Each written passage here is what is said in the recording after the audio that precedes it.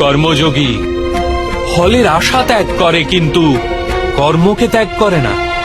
সেই সংসারেই বসবাস করে সন্ন্যাসীর ন্যায়। সমস্ত কার্য করে, কিন্তু তাতে লিপ্ত হয় না।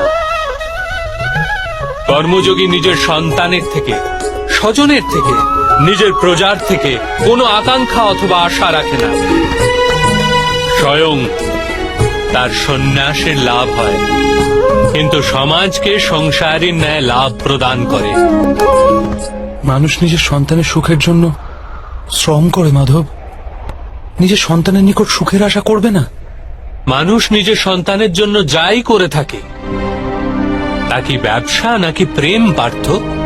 প্রেম মাধব। তাহলে নিজের কার্যের প্রতি ফলের আশা কেন পার্থ?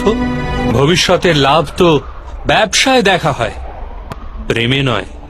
যে মানুষ নিজের সন্তানের চরিত্র নির্মাণ উচিত রূপে করে, সন্তানদের প্রেম ও ধর্মের সংস্কার দিয়ে থাকে, তার সন্তানেরাও তাকে প্রেম ও সুরক্ষা অবশ্যই দেয়।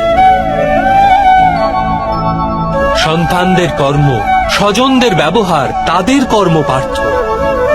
আর যখন তাদের কর্মের উপর আমাদের কোনো অধিকার